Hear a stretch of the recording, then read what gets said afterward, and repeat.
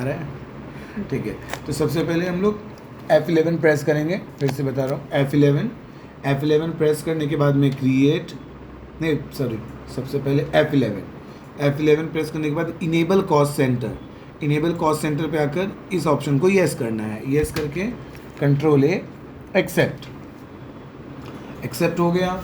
अब इसके बाद में क्रिएट में जाना है। क्रिएट में आपको यहाँ पे दिखाई देगा कॉस्ट सेंटर, बस मुझे कॉस्ट कैटेगरी भी चाहिए, तो शो मोर पे क्लिक करूँगा तो यहाँ पर दिखाई देगा कॉस्ट कैटेगरी में जाकर यहाँ पे क्रिएट, मैंने यहाँ पे लिखा OFFICE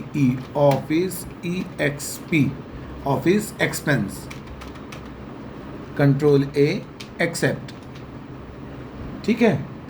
so office expense, control A accept. और इसके बाद में अब कॉस्ट सेंटर में जाऊंगा तो कॉस्ट सेंटर में सबसे पहले ऊपर कैटेगरी लिख के आ रहा है, तो जो कैटेगरी मैंने बनाया था ऑफिस एक्सपेंस उसको मैंने सेलेक्ट कर लिया। अब इसके अंदर कौन कौन से ऑफिस एक्सपेंस हैं, जैसे कि sales, DEPT department, purchase department, HR department, और इसी तरीके से एक और बना लेता हूँ एडमिन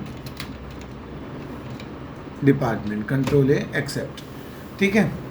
ये बन गया मेरा सारा डिपार्टमेंट। अब यहाँ से निकल कर मैं जाऊँगा वाउचर में जाकर एंटर, और यहाँ पर यस वाउचर में आना है। वाउचर में आने के बाद में मैंने F5 दबाया पेमेंट के लिए, क्योंकि ये सारे डिपार्टमेंट को मैं पेमेंट करने वाला हूँ ना।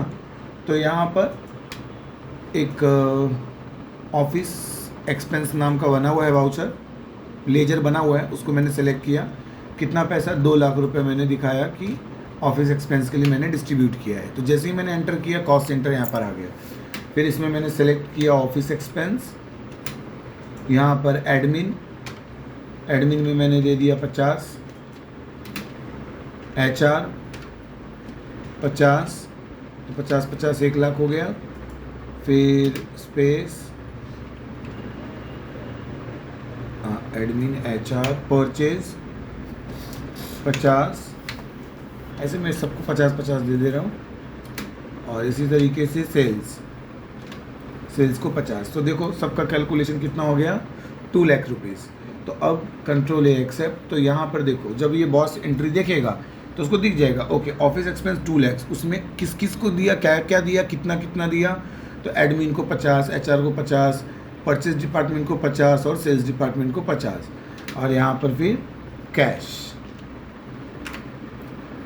ठीक है, कंट्रोल ए एक्सेप्ट। अब अगर मुझे ऐसा दिखाना हो, ये मैंने तुमको ना ग्रुप लेवल पे दिखाया, ये एग्ज़ाम में आएगा, ठीक है। और इसी को मैं तुम्हारे नॉलेज के लिए बता रहा हूँ कि इसको हम इंडिविजुअल लेवल पे भी कर सकते हैं। जैसे कि अब सेल्स डिपार्टमेंट को मैं पकड़ूँ, अब सेल्स डिपार्टमेंट के अंदर मैंने किस किस को सैलरी दिया, 50,000 तो सीधा दिख गया कि सेल्स डिपार्टमेंट, बट उसमें 50,000 में सेल्स डिपार्टमेंट में किसको मैंने कितना दिया वो भी मुझे करना है। तब इसके लिए वापस से मैं कॉस्ट सेंटर में जाऊँगा, क्रिएट कॉस्ट सेंटर डायरेक्टली, अब कैटेगरी नहीं बना रहा हूँ, सीधे कॉस्ट सेंटर नहीं, इसमें भी कैटेगरी बन सकता है, तो मैं कैटेगरी बनाता हूँ पहले। अब जैसे कि कैटेगरी में मैंने लिखा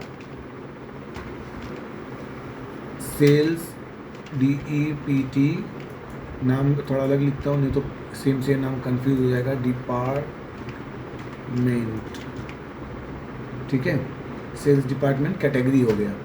अब इस कैटेगरी में कौन होगा अंदर, तो कॉस्ट सेंटर में जाएंगे। अब यहाँ पर होगा सेल्समैन, ठीक है, इसके आगे जोड़ देता हूँ JR, junior salesman, control A accept, SR senior salesman, फिर MANGER मैनेजर, है ना, सेल्स मैनेजर। तो समझो 3 लोगों को बनाया। अब मैं यहाँ से चलता हूँ फिर से वाउचर में, और यहाँ पर जाकर मैंने लिखा सैलरी दे रहा हूँ ना, तो सैलरी लिख कर जैसे मैंने एंटर प्रेस किया, पैसा लिखना पड़ेगा पहले, 50,000 सैलरी, एंटर किया, कॉस्ट सेंटर आ गया। अब कॉस्ट सेंटर में मैं यहाँ पे स्पेसिफाई करूँगा ऑफिस एक्सपेंस, नहीं सॉरी ये सेल्स डिपार्टमेंट। सेल्स डिपार्टमेंट में अरे कॉस्ट सेंटर में भी बनाया ना मैंने वो सब, ओके। लेकिन जब ये मैं बना रहा था ना तो ऊपर जो कॉस्ट सेंटर में सेलेक्ट करना था ना कैटेगरी, वो मैंने सेलेक्ट नहीं किया, तो वो मैंने किस में